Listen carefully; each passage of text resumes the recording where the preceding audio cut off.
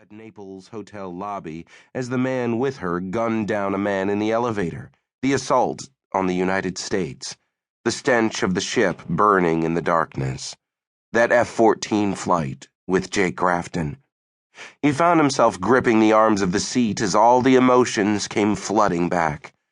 What is she doing here? Who has she come to kill? "Come on," he whispered to Rita. "I want to go home." "Now?" She was incredulous. "Yes, now." He stood. Rita collected her purse and rose, then preceded him toward the aisle, muttering excuses as she clambered past knees and feet. In the aisle, he took her elbow as she walked toward the lobby.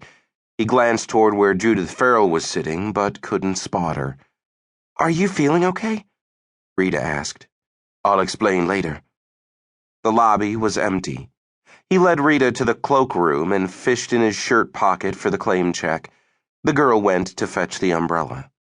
He extracted $2 from his wallet and dropped them into the tip jar, then wiped the perspiration from his forehead with his hand. The girl returned with the umbrella and handed it across the Dutch door counter. "Thanks." When he turned, Judith Farrell was standing there facing him. "Hello, Robert." He tried to think of something to say. She stood looking at him, her head cocked slightly to one side. Her male companion was against the far wall, facing them. "Rita," she said. "I'm Elizabeth Thorne. May I speak to your husband for a few minutes?" Rita looked at Toad with her eyebrows up, so Judith Farrell knew about his wife. It figured. "Where?"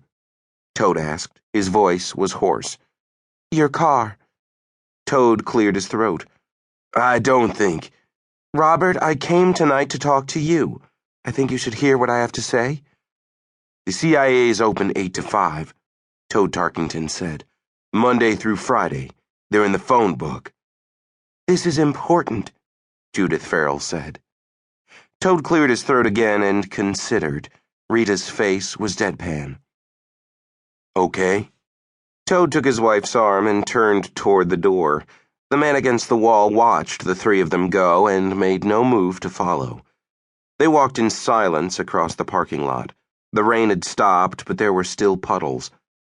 Toad unlocked the car doors and told Farrell, "You sit up front. Rita, hop in the back seat, please." Once in the car, he started the engine and turned on the defroster as the women seated themselves. Then he reached over and grabbed Judith Farrell's purse. Farrell didn't react, but Rita started.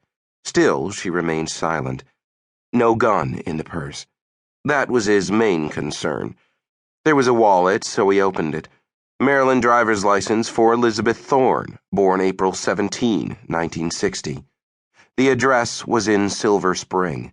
Several credit cards, some cash, and nothing else. He put the wallet back into the purse and stirred through the contents. The usual female beauty paraphernalia, a box of tissues, a tube of lipstick. He examined the lipstick tube, took the cap off, ran the colored stick in and out, then replaced the cap and dropped the tube back into the purse. He put the purse back on Farrell's lap. "Okay, Miss Thorne, you have your audience." "I want you to give Jake Grafton a message. Call the Defense Intelligence Agency and make an appointment." "Obviously, I don't want anyone to know that I talked to him, Robert, so I came to you. I want you to pass the message along to him and no one else." Toad Tarkington looked that over and accepted it, reluctantly. Rear Admiral Grafton was the deputy director at the DIA, and Toad was his aide. Both facts were widely known, public knowledge. At the office, every call was logged, every visitor positively identified. Admiral Grafton lived in General Officers' Quarters at the Washington Navy Yard and was guarded by the Federal Protective Service. While it would be easy enough for a professional to slip through the protective cordon, doing so would require the Admiral either to report the conversation to his superiors or violate the security regulations. Presumably this way it would be up to the Admiral to decide if this conversation had to be reported, a faint distinction that didn't seem all that clear to Toad. "Rita and I will know." "You won't tell anyone. You're both naval officers." That was also true. Rita was an instructor at the Navy's test pilot school.